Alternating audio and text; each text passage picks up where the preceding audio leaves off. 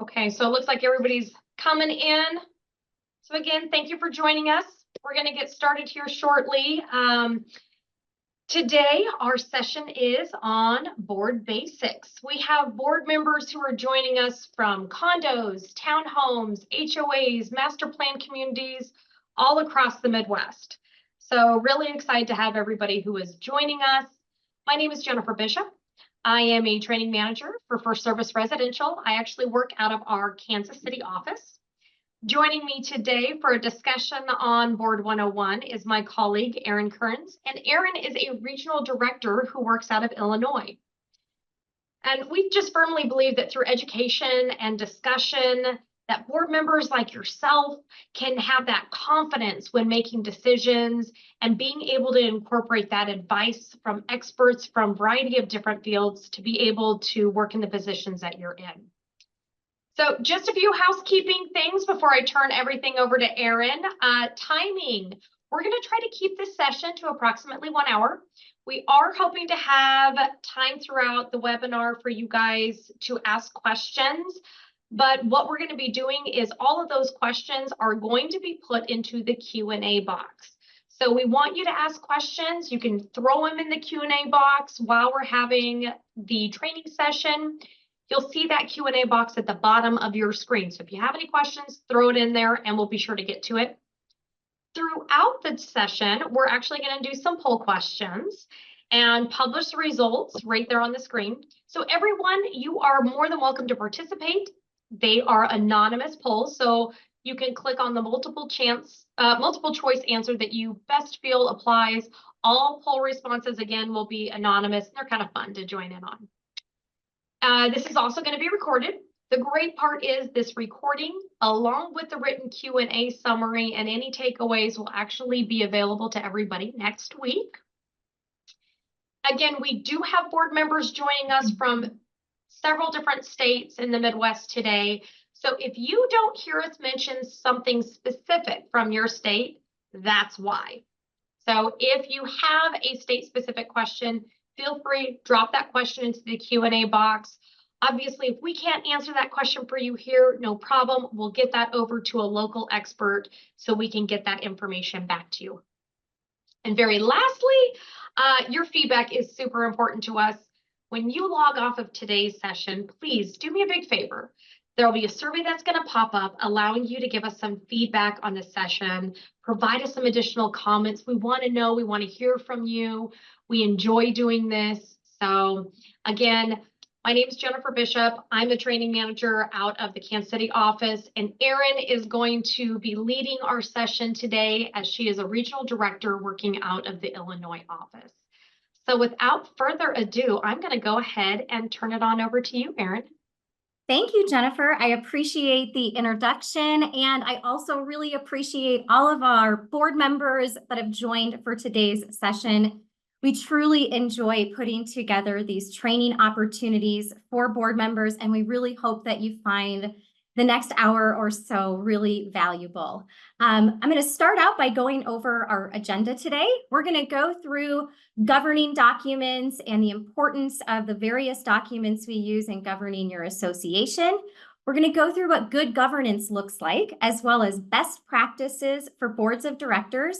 And lastly, building a sense of community, because that is really why we are all here, is to really build that sense of community in your association. We're going to go ahead and kick it off right away with one of these fun poll questions. And our first poll question, how long have you been a board member?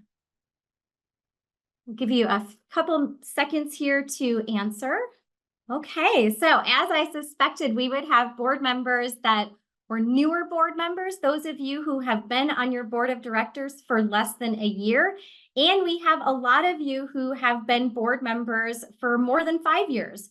So we have a good mix here of those of you who have been in this role for quite some time, as well as some of you newbies out there. And we hope that all of you find this presentation valuable.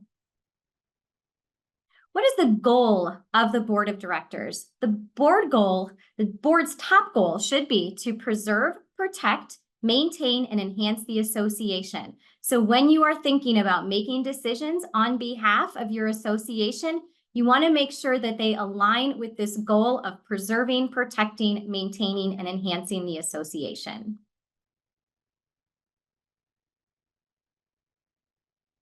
We do this through a variety of governing documents for your particular association.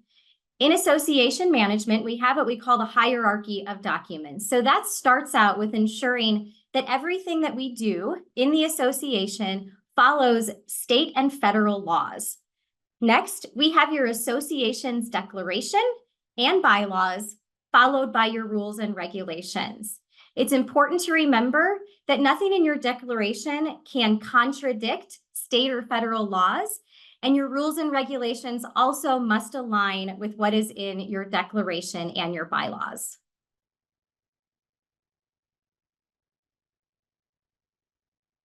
Here is our second poll question. Have you ever attended a board meeting that went sideways?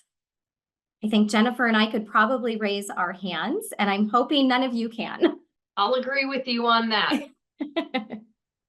There are definitely board meetings that can go sideways, but if you have all of your ducks in a row, sometimes you can bring that back on track. And most of you have attended a board meeting that went sideways, and we're hoping for the 41% of you that have not, it stays that way. I think my most contentious board meeting, I had 911 ready on speed dial, and we want to make sure that you are never in that situation. So let's start off with good governance. And what does this really look like for you as a board member? It really starts out with your most critical function, and that is the business you conduct during board meetings. It is important as a board member to listen. You want to be listening to your community members, your unit owners or homeowners. You want to listen to your fellow board members. You want to listen to the advice you're given by your expert team of attorneys, your management team, your accountant, etc. You also want to prepare an agenda. This meeting should really be prepared for in advance. You want to know what topics you're going to talk about. You want to make sure that you're able to run efficient and effective board meetings. And that really starts with preparing an agenda.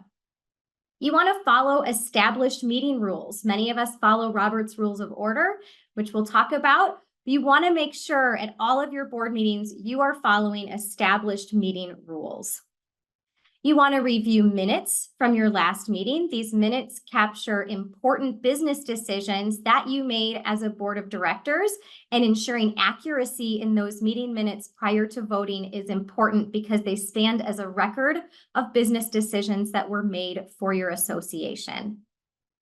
We want to avoid side discussions. This is both for board members as well as homeowners.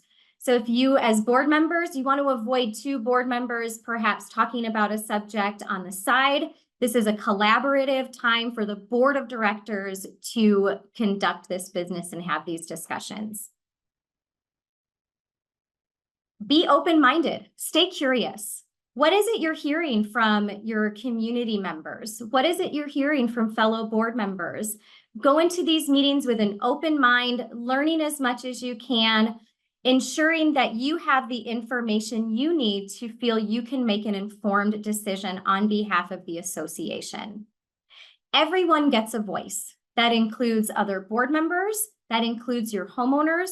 Everybody wants an opportunity to be heard, and allowing participation during the board meeting, I don't certainly recommend, but giving homeowners an opportunity during open forum to give you their opinions or their comments or their feedback is important.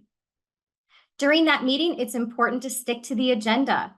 This is the items that you are prepared to discuss are the items on the agenda. They've been fully fleshed out before you start the board meeting. So that's why we want to ensure you're sticking to that agenda to maintain an effective and efficient board meeting. Maintain order. If you notice that things are getting a little sideways, things are starting to get a little out of control, as the chair of the meeting, take a moment and regain order before moving forward. If that can't be accomplished, end the meeting and table everything for the next meeting. But it's really important to maintain order because these are your neighbors. These are your community members. These are your fellow board members.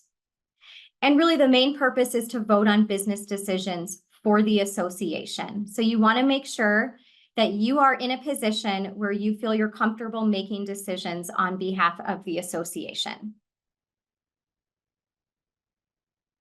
Some general guidelines for your board meetings. Establish reasonable meeting schedules, location, and agenda. Some of you may be hosting board meetings in person. Some of you may be hosting board meetings virtually.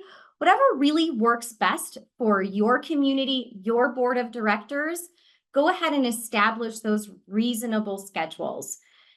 As an example, if you have a board member that can never meet on a Thursday due to a prior obligation, don't schedule your board meetings for Thursday. We want an opportunity for all board members to be able to participate. Board of directors meetings must be open to owners to attend. Key phrase there is to attend, not to participate in the decision-making of the board. So we want to make sure that the unit owners are there. They are privy to this information when it comes to board decisions. They are given the ability to sit there and hear your discussions so that they understand how decisions are being made. Decisions should be made during those open board meetings, and certainly not during side discussions with board members or in the elevator or out in the community room when you're gathering. You must have a quorum of the board present. This will be determined by your governing documents. Typically here where I am in Chicago, we have 5 board members, and typically then your quorum is 3. Minimum number of board meetings are specified in your bylaws. Generally, we're going to recommend at minimum you have 4 board meetings a year plus your annual meeting. Your governing documents may specify more, but you want to make sure you're having meetings at a cadence where you're able to make decisions in an open board meeting in front of your unit owners. For these regular board meetings, we're going to require 48 hours notice be provided for board meetings or as specified by the laws in your specific location. And then address association matters only during those board meetings. You're gathering with neighbors. It might be a natural time to start talking about how there's a Trader Joe's going in down the street, but we want to really limit these board meetings to the topics at hand. And that is what is in your agenda for that particular board meeting. There are about 4 different types of meetings that we're talking about in community association. We have your annual meeting. This is typically when your board members are being elected by the ownership. Then we have your routine board meetings. This is where the board of directors is making regular decisions on behalf of the association. We also have special meetings, which could be your budget adoption meeting or a special assessment meeting. Those require oftentimes a little bit different notification period, which will be specified either in your bylaws or in your state's act. We then have closed or executive sessions. These sessions are designed to talk about matters which are more confidential for the board of directors. This is going to include items of litigation and contract or employee matters, an opportunity to interview employees, contractors, or vendors. It's going to be your opportunity to talk about rule violations or unit owner delinquent assessments. And lastly, if you are consulting with your association's legal representative, that would also be an item for closed session. Now, our third poll question. Can homeowners request meeting minutes? Yes, that is correct. Homeowners may request meeting minutes. They are certainly privy to the decisions that are made on their behalf as homeowners by the board of directors for their community.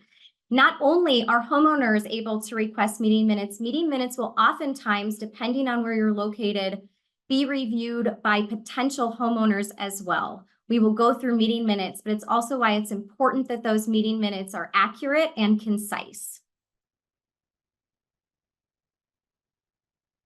What needs to be documented from your board meeting minutes or from your board meeting?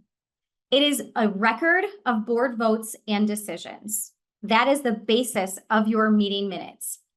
It is to record attendees who were present. That generally includes which board members were present for that meeting, what representatives from your management team were present, and sometimes homeowners that are present during your board meetings. It is not an opportunity to record conversation or discussion unless they really carry weight in how the final decision was made. But typically anything editorial, anything discussion related is going to be left out of the meeting minutes. And we're really just going to record the business decisions that were made by the board members. Meeting minutes and recording of meeting minutes is a function and obligation of the board of directors, not your community association manager. And I want to highlight this a bit because the reason is not to put work onto the board member, but really because your community association manager is tasked with ensuring that they can execute the decisions that were made during the board meeting, and they really need to be participating in those discussions versus just furiously taking notes on behalf of the association. So that is a function of the board. Running efficient board meetings, I touched on this before, following Robert's Rules of Order will ensure that your board meetings are efficient and effective and concise. We want to have equal rights for all board members. No single board member's vote is more important than another board member's vote. You all have equal opportunity to vote. We want to make sure we always have a clear focus. That means one motion at a time. And this takes effort and discipline to make sure you stay talking about that one topic, because as you're talking about that, you might be getting ideas for other proposals that we want to seek out, other repairs that you might want to make. Be sure, in order to maintain efficiency, that you're really focused on that one topic that has been moved. Have an orderly debate. We want one person to speak at a time. This is not my family's Thanksgiving dinner where everybody talks over each other. Really, one person should be speaking at a time. We want everybody to have an opportunity for their voice to be heard. And practice respectful contact. Avoid personal attacks or personal feedback to somebody who might have a different viewpoint than you do. And the majority rules. And we're going to talk about this a little bit more, but it's important that whatever moves forward, the ayes or the nays, that is the consensus of the board of directors as a whole.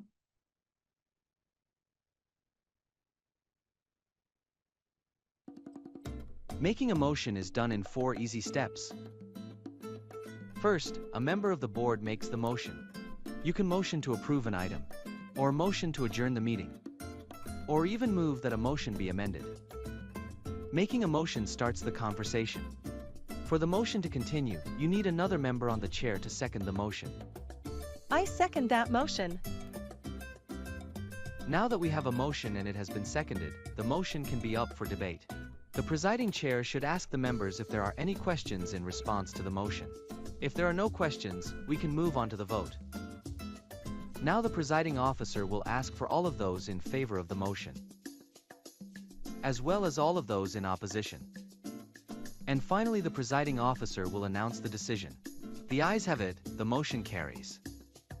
But if it doesn't pass, the presiding officer announces that the nays have it, and the motion fails.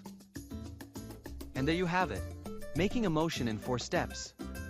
Make the motion, second the motion, discuss the motion, and vote on the motion.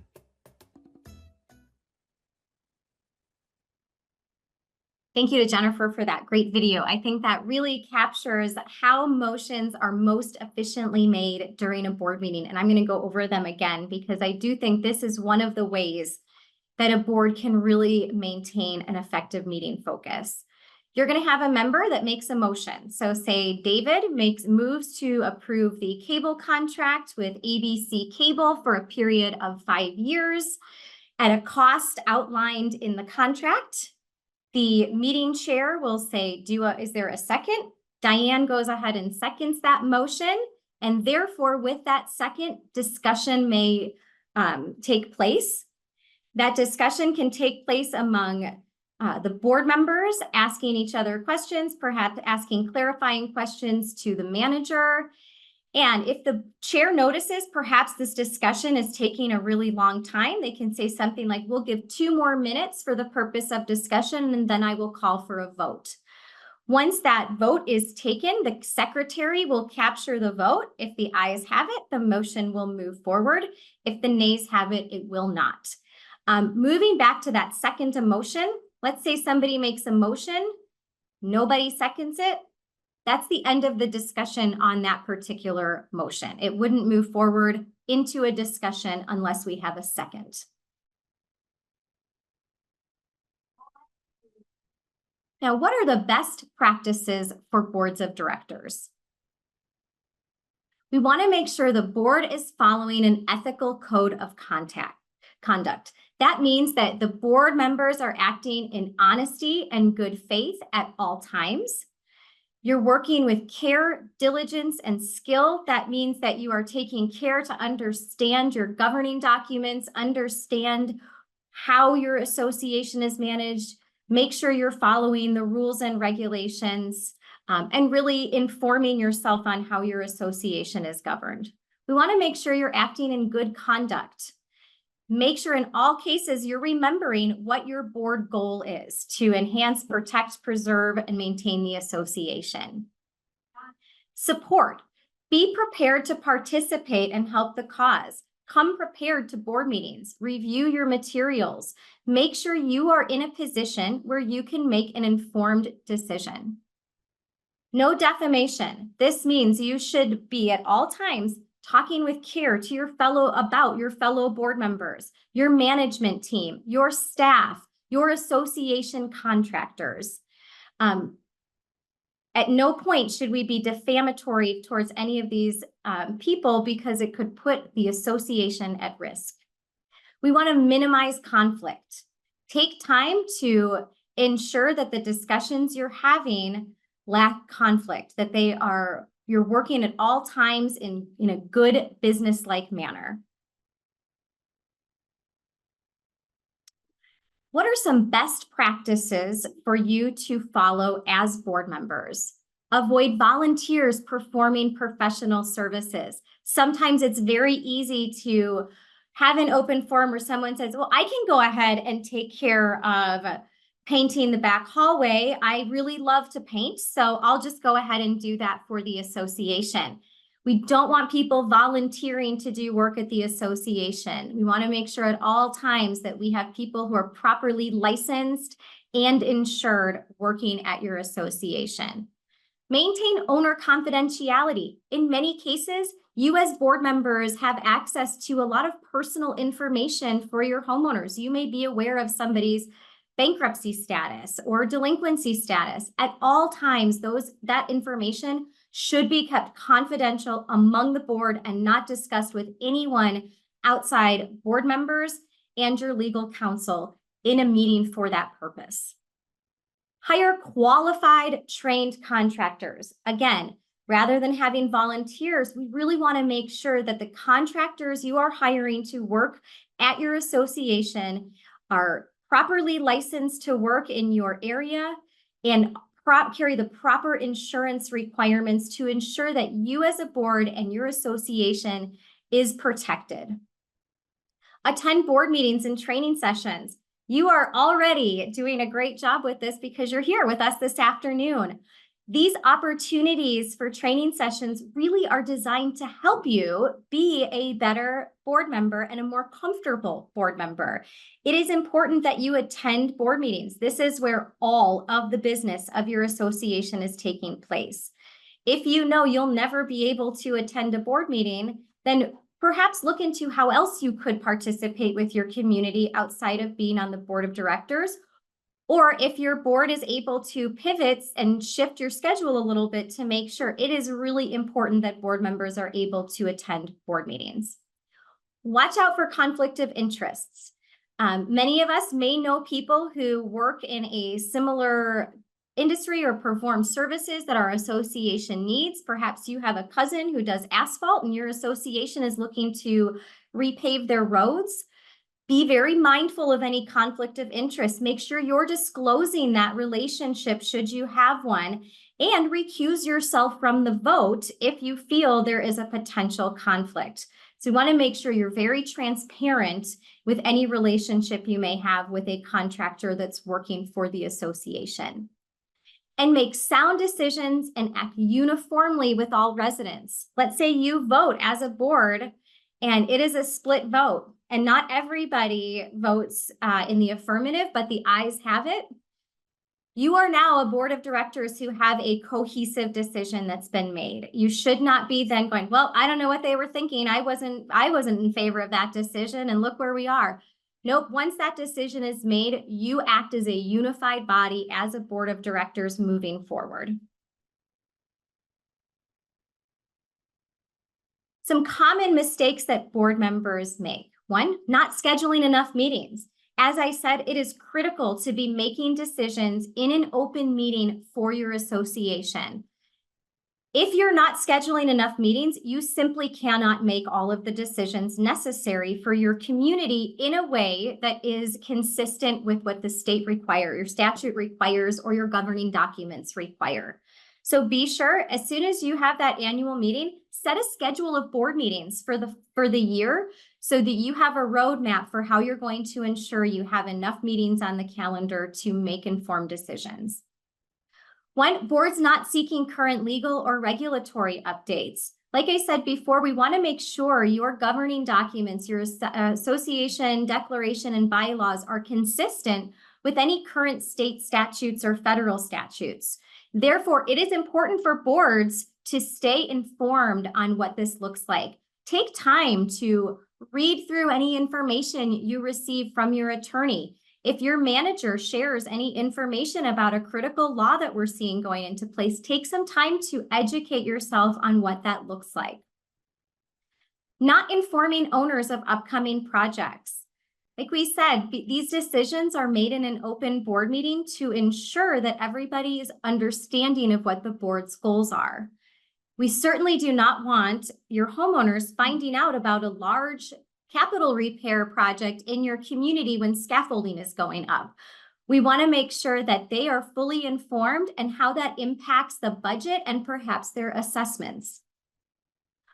Board meetings not being treated as a business meeting. Like we said, again, this isn't a social function for the board of directors. This is an opportunity to conduct business. So therefore, we want to make sure, just like you would in a work environment, that you are keeping these meetings focused just to the business at hand. Association issues become personal instead of business transactions. Oftentimes, when you have conflicting views on a decision that needs to be made, it can cause some personal feelings. We want to make sure that you are acting as a fiduciary for your association. That means making the best decisions on behalf of the associations and really leaving your personal feelings at the door. Board members not being prepared in advance of the meeting. I really can't stress this enough. I feel this is what takes some board meetings from an efficient hour into a sideways 3-hour meeting, is simply because board members are not familiar with what they're voting on that day. Make sure that you have ample time to review that board packet. Most managers are putting a lot of care and effort into those board packets to make sure that they are complete and provide you with all of the information you need to make an informed decision. If you feel, as looking through that you have some questions, reach out in advance to your manager so that your manager is prepared to answer those questions either before or during the board meeting. What we want to avoid is you not being able to make a decision because you have too many questions. And therefore, we need to table that decision for a future meeting. So please take the time, review the proposals, review the items that are contained in that board packet. And if you feel as a board you need more time, talk to your management team and say, hey, I think we need a couple more days in order to review this so we can really make sure that we come to the meeting prepared. They will really appreciate you asking them anything to be more prepared for those board meetings. And board members not taking immediate action to resolve issues or other serious complaints. When you hear about that water infiltration, when you hear about that potential security risk at your community, act immediately. We want to make sure that these smaller issues don't over time become larger issues. So if you're aware of something, that is the time to act. That might mean that you have to come up with a plan. You may not be able to take immediate action, but what you can take is immediate action to develop a plan and communicate that thoroughly to your homeowners. And really, I think this is the most important thing, and this is why you all volunteered to be board members. It was really to build this sense of community. Whether you are in a large community of 1,000 single family homes, or if you are in a high rise or even a walk-up building, you want to maintain a sense of community. Become community involved. We all know your board meetings are the purpose of that is to conduct business. How else do we build community? Maybe you need to have a summer party. Maybe you need to highlight that great community center and pool that you put so much expense into every year. Think of ways that you can really help build that sense of community, especially because a lot of times during board meetings, you're telling owners, I'm sorry, you can't speak right now. I'm sorry, this is a time for the board to conduct business. But that doesn't mean you don't want to hear from your neighbors or you don't want to get together with them and enjoy their children playing. So find other ways that you can really help your community develop that overall sense of community.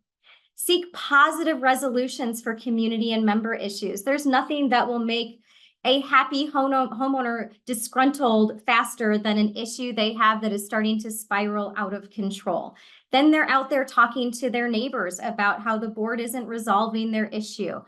We want to seek positive resolutions and communicate that. If you're not able to get something done right away, communicate thoroughly to that impacted owner why this is going to take a little bit of time. Educate them on the process and take the time to thoroughly communicate with them. Be respectful towards your community members.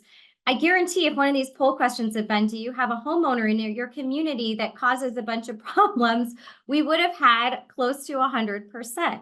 Even with that person, lean in. They are just as important as any other member of your community. And they are out there talking about their problems. So really find ways to be respectful even to the board member or the unit owners or homeowners that don't necessarily provide that to you. And create healthy relationships with owners and renters. We want everyone living in your community to have a sense of pride for where they live. We want them to take care when they're driving through the community or going up your elevator. And this is done by creating that overall sense of community with everybody. And a way to do this also is to establish committees or commissions. Not only do they help you as board members in some of the research that is needed for making some of these decisions, they also are a way for people to become involved.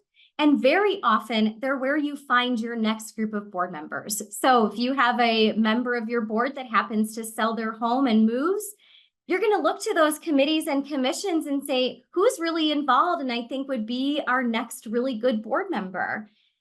That is another benefit of committees and commissions. That concludes our slideshow portion of the presentation, and we wanted to make sure that we left some time to go through your questions, and we'll go ahead and do that now. If you have additional questions, please feel free to put them there in the Q&A box, and we will start answering those. Perfect. Thank you, Erin. That was some excellent information.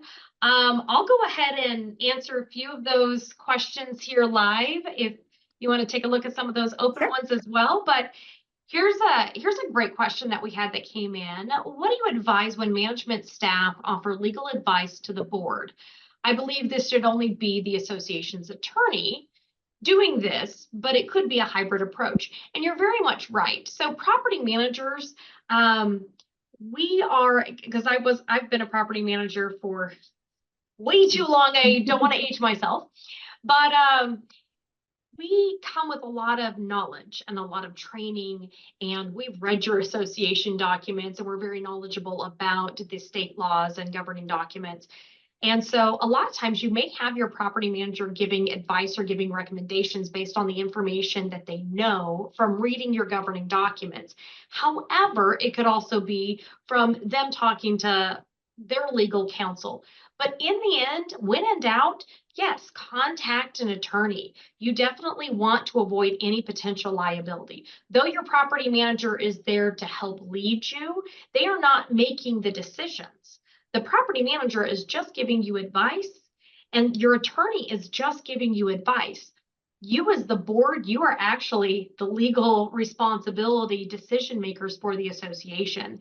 So if you have any type of doubt or question or concern, definitely contact an attorney to avoid any potential liability. So that was a great question. Yeah.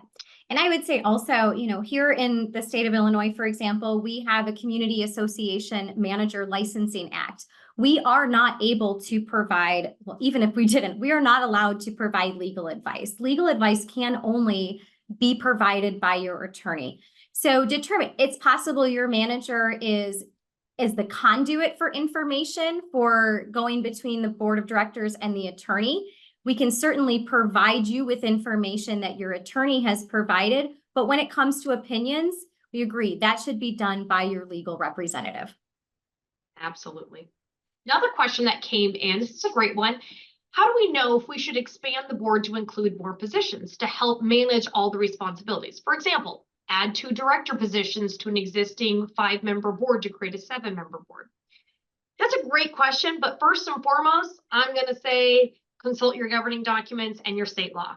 You have to make sure that you even have the legal framework in place to expand your board. A lot of your governing documents are going to cap that, or it's going to tell you exactly how many members or board of directors are supposed to be there. But another option is also, if your governing documents do cap it at 5 members, let's say, but you need help because the workload can get a little overwhelming. Think of creating committees, having those committees for volunteers. Maybe you have a lot of landscaping in your association, and that seems to be overwhelming for you. Or maybe it's the pool. Possibly think about putting together a landscaping committee or a pool committee so you can have other members to assist with that. But before you even think about expanding a board, first check with your governing documents, make sure you can even do that, because a lot of times it's going to tell you exactly how many members need to be on your board. Jennifer, I have a question here that I think is interesting. It says, any recommendations for a board where the president sends out materials she expects us to review with very little notice, less than 24 hours before the meeting, and then expects us to vote? I would bring that up during a board meeting and say, I don't feel like we have adequate time to review the materials. Would we be able to get these 4 or 5 days in advance so that I feel like I can make an informed decision? I think if you just respond to an email and say, we don't have enough time to review this, it's probably going to land on deaf ears. If you have that as part of a reasonable business discussion during your board meeting, I think you'll more likely see action. And this is kind of follow up to that question that you had as well. We had a couple questions. How far in advance should the board be receiving the information for the board meeting? For example, the board packet. It really depends. I say 24 to 48 hours in advance. Some boards want to see it 3 business days in advance. It depends on how efficiently the board or committee members or bids are coming into the management company. So for example, if the property manager is waiting on information to come in to be able to complete that board packet, it may be at that cusp of 24 hours. But I think it is best practices for a property manager to get that to the board in a timely fashion, because we want the board of directors to be able to review that information and be adequately prepared for that meeting to be able to discuss the information and vote on it. And I think too, it depends on how frequently does your board meet. If your board is only meeting 4 times a year, your board packets are likely going to be a little bit more robust. you're going to have more things to review. In that case, you may need the information a little bit sooner or a little bit more in advance of the meeting than you might have if you were meeting monthly. Because if you're meeting monthly, you're either voting on something that you discussed a month ago and you're prepared and you need, a little bit less time to do that, or there's just simply fewer items that are requiring a vote. So I think what we don't want to say is this is the absolute benchmark and it has to be 5 days. That might not work for your association. So it really is up to you as a board how much time you need for that purpose. Perfect. Let's see. I like this one. Should the open forum be at the beginning or the end of a board meeting? That is a great question, and it really is up to you as a homeowners association. At the beginning of a meeting, if you have it at the beginning of a meeting, it allows more homeowners to participate because you're going to have more homeowners there as they can voice their concerns, and then they can choose to stay or leave for the remainder of the meeting. Now, if you do it at the end of the meeting, it gives the board more time to cover more matters first, which can be good. It can also strategically reduce the potential disruptions during the meeting, as those only interested in the open forum might not stay throughout the entire meeting. So really, the decision should be based on your specific needs for the homeowners association and your community on which one's going to be best for you. But I would probably say typically I see them held at the beginning before the meeting starts. And so then that way, the board president, who's typically the board liaison, will say, we're going to have the owners forum. It'll be about 15 minutes. And then when the owners forum is done, the board president can say, thank you so much for joining us. At this time, we're going to go into the board meeting. Homeowners are more than welcome to stay and observe, but we ask you to refrain from interjecting so we can get our business conducted. I would agree. I also prefer open forum at the beginning of the meeting. And I think most of the homeowners prefer that because what they don't want is to see an item on the agenda, have it voted on by the board, and then have something to share about that during open forum when that vote has already been made. So having it at the beginning, I think, provides a little bit more voice to your ownership to weigh in on some of the topics you might be voting on as a board. I did see this next question. When is a motion out of order? So I would say a motion is considered out of order when it conflicts with the bylaws, the rules, regulations, when it is the same as a motion that's already been decided on in the same meeting, or when it goes against previously adopted decisions or policies. So that could be something that is against the association's bylaws, something that you've already decided on. That would be something that would be out of order to bring it up again. Or it may conflict with a previously committed motion. Mm-hmm.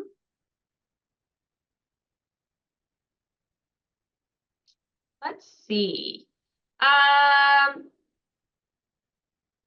Okay, so that kind of the same question. If a board member brings up a topic that's already been discussed and voted upon by the board at a prior meeting, can the chair rule that the topic is out of order? You know what? That's going to be on a case-by-case basis. I could only say that they could rule that it's out of order if they later find that it actually contradicts with the governing documents or a state statute. Mm-hmm. Jennifer, I found a question here that I think is a good one. It says, is there anything wrong with individual board members talking one-on-one with other board members about board issues? This can happen spontaneously when you pass in a hallway or a board member making a specific request of another board member to talk about some upcoming issue or topic. I can speak certainly about what the rules are for Illinois and through our Condo Act here. Board members cannot talk about board business with a quorum of the board outside of an open meeting. So if your board is 5 and 3 of you happen to be in the hallway, you cannot be discussing board business. And all board business really should be conducted during that board meeting. If there's just a couple of you and it's a casual conversation, be really mindful of who's around you. The reason we want to keep those discussions for board meetings only is because that is where boards are required to conduct business. If somebody else hears about some things just throughout the community that the board perhaps hasn't discussed, we certainly want to avoid that from happening. So generally, if you have a quorum of the board, you must be in an open meeting unless you're talking about one of the 6 topics generally discussed during a closed session.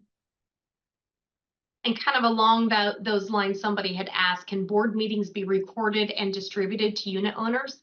State specific, statute specific, depends on the state you conduct business in. Some states actually require 2-party consent for recordings. Some require 1-party consent.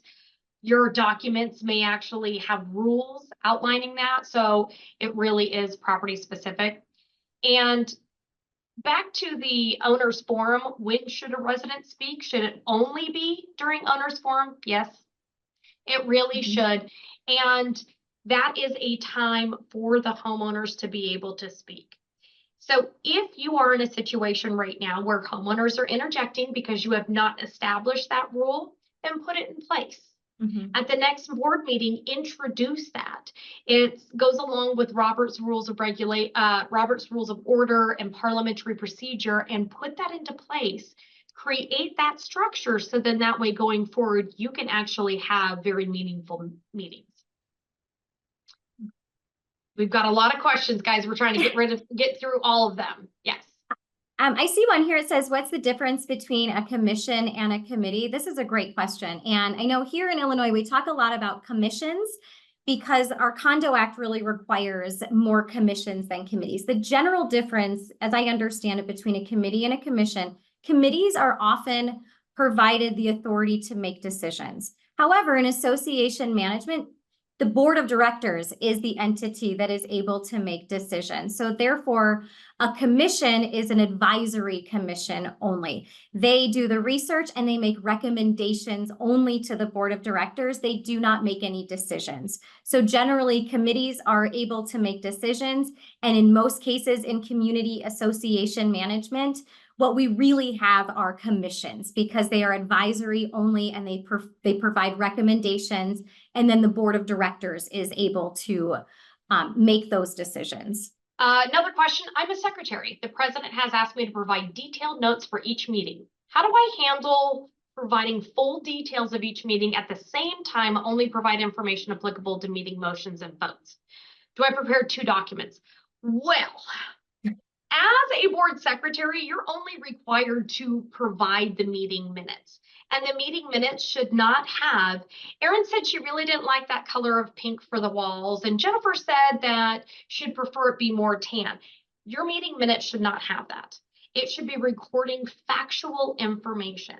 Now remember, this is something that's very important to know, is that when you're emailing one another, when you're emailing homeowners, when you're writing things down, when you're keeping all of these records, God forbid you end up being sued or going to court, it's discoverable, folks. So make sure that you are doing what you're supposed to be doing.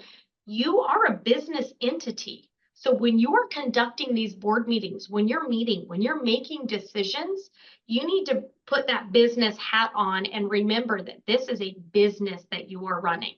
So keep everything running business-like.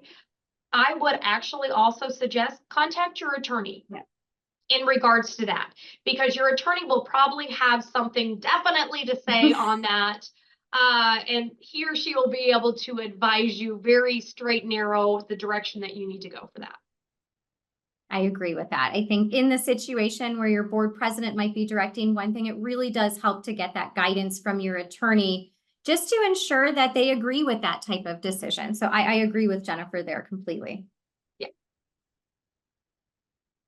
Let's see. It seems to me there can be occasions when a board member can speak out against a decision the board has made. One example would be if the board is recommending something to the owner, such as changing the bylaws. Given the owners are the final decision makers, I believe they probably meant board members. The board members are the final decision makers. It seems they should be apprised of the pros and cons, not just what the board decides. In some cases, that means speaking against the board's consensus. Okay, so let's talk about that when you're changing bylaws. every one of your governing documents, your declaration, your bylaws, they're going to have different stipulations within them, how many votes you need. Is it the homeowners that are voting, or is it just the board voting to make that decision? So that's first what you need to do. But if you're doing a vote where all the homeowners are needing to be involved, let's say you need 2/3 or majority vote of the homeowners to pass an amendment. When you're doing something like that, maybe you want to hold an open meeting. Maybe you want to hold a town hall. So then that way homeowners can come and present their questions to the board in regards to this change or this proposed amendment, and they can have those questions answered. So in that case, yes. But if you're talking a board member speaking against a board member, this is what I tell people. You are a board, and let's say it is the majority of the, let's say just the board members are voting on something, right? The color of the wall.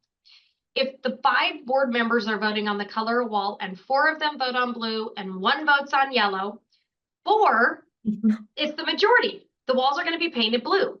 So yellow, I always tell this person, you're part of a board, so you better get on board. Your board has voted that direction, and that is part of being a board, that everybody gets a voice on there, but majority rules. And really the board is elected by the homeowners. So the homeowners are taking the time to elect board members who they feel are in the best position to make the best decisions on behalf of them and the community as a whole. Jennifer, do we want to talk about a Facebook group? Oh boy. I mean, there goes into my personal opinion on Facebook groups. So here's the thing, folks. Facebook, Twitter, Instagram, all the different things that my kids know of and I don't know of. Snapchat, my goodness, guys, everything is discoverable. Number 1, everything's discoverable, okay? Number 2, you can't really control that very well, okay? When you create, like First Service Residential, we have our Connect website, and we are able to put approved items on that website that we know is factual. The problem is when you get into social media, everybody jumps on board.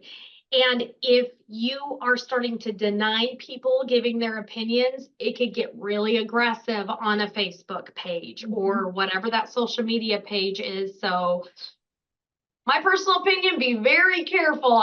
I'm not one to advise it unless it is informational based only.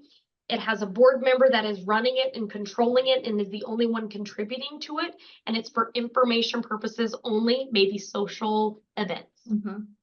And I think if there is a Facebook page for your community as a board member, you really should abstain from participating in it in any way. Like Jennifer said, as board members, everything you put in writing is discoverable. Every email, every text message, every post that you might put on a social media page. As a board member, it simply isn't your place to use Facebook or a social media site, Nextdoor, those type of sites to share business that the board is making. I understand they certainly might be out there talking badly about the board of directors, and as hard as it is, ignore it. It is not your business what they are saying about the board. Certainly you can observe it to say, what's the temperature of the community? Is there something we as a board should be looking at? But use that at your discretion and do not respond. Here we go. I like this one. What is the best practices for starting a committee? First, find out, is there interest? Is there interest in the committee? Is there a real need for the committee? I see a lot of committees that are just put into place. If the committee doesn't have a purpose, don't start it. So make sure the committee has a purpose. I also think that it's really important to do a charter. Basically have an outline of what is the purpose of the committee, what are the functions of the committee, who is serving on that committee, because you want to make sure that you have insurance that is covering these volunteers, different things like that. So if you are looking at what are the best practices for starting a committee, first start with, is there a need? Are there actual people that want to be on the committee? Are you going to require a board member to serve on that committee and act as the liaison, reporting back to the board? Because remember, committee members, They're not decision makers. They're not spending any of the money. They're there to help offload some of that workload of the board. And I really can't stress the importance of having a clear charter for your committees and commissions, because I have found quite a bit where the committee themselves are not very clear on what they are supposed to be doing, and therefore they may go way outside of the scope of what the board really needed that commission or committee to provide, and it causes discourse. Now you have members that have done a bunch of work and the board's like, whoa, whoa, whoa, that's not even what we wanted done. Make sure that as you're setting up that commission or committee, the board has a very clear understanding and directive to those members so that they can really ensure that they're getting the most bang for their buck. So you might set up an ad hoc commission for hallway renovations. It's really important to understand, what is the scope of work? Does that include light sconces? Does that include artwork? Does that include new carpet, new baseboards, new paint? Unless that is very clear, you may have a commission that's putting together all sorts of work and you're $2 million over budget. And now that commission really isn't serving the purpose that the board needed it to. So I really think that's important, is for everyone to have a clear understanding through the commission charter on what the goal is. That's a really good point. I like this right here. It says, what is the best way to keep all residents informed of ongoing upcoming projects between meetings? Does First Service have a template that we found successful? They have a lot of projects that are going on because only 25% are attending their Zoom meetings. And yes, so First Service, we actually have and host what's called our Resident Connect website. And it is an amazing platform where events can be placed on the calendar. You have the community calendar, you have the community news, which is awesome, so that you can put updates on the community news. We can send out mass emails. There are a lot of different avenues for being able to communicate with homeowners. In fact, we have a 24/7, 365 live representative who can answer calls for you. And let's say a road's going to be closed down, it just happened, or the power is all of a sudden off. Property managers have the ability to quickly type into the Resident Connect website that if anybody called in, anyone who answers the phone can see right there, oh, yeah, the electricity is going to be off for another 3 hours. You know, the power company is working on the power lines out there. So yes, that's what we utilize to be able to keep that open communication in between meetings. And homeowners can always go on there and get any information they want from the website. Mm-hmm. Jennifer, do you want to take one more question and then we can? Yes, because we have 31 questions, guys. You guys are amazing. And we are like, I mean, we're trying to grab as many as we can. So we are not going to get to everybody's, but like I said in the very beginning, we're going to answer all these questions. And so give us some time. We're going to need to answer all these questions for you. And so next week, you're actually going to get this recording along with the Q&A answers and get all of this valuable information. So you can walk away from here and not forget all the information that you retained. How about, can a resident place a difficulty dispute on the board agenda? So when it comes to homeowner items, if the homeowner has a very specific unit issue related really just to them, they can request time with the board of directors. It is really up to the board of directors whether or not they accept that meeting. A homeowner can't put something on an agenda. So the homeowner can't say, I need this item on the next agenda. The agenda is set by the board president along with the manager. But you certainly can request an opportunity to talk with the board. And I would encourage, if you have an issue, certainly do so. Reach out to your board of directors, ask for an opportunity to speak with them. And then really also follow what we talked about with good board conduct. Just because you're perhaps have a unit owner with an issue, that also should be talked about in a very professional and business-like manner. And I just love this. Somebody just said, this is so great in the Q&A. I move that we adjourn. Do we have a second? That is fantastic. You know what? I will second your motion. And I'll also say, Thank you so much for coming. Yes. I know that you guys are taking this out of your own personal time, but it is so valuable. Yes, thank you all for joining us this afternoon. Really hope that everybody who joined us today found some value in this presentation and in the Q&A that we'll send out as well. All right. Thank you, everybody. Have a wonderful day.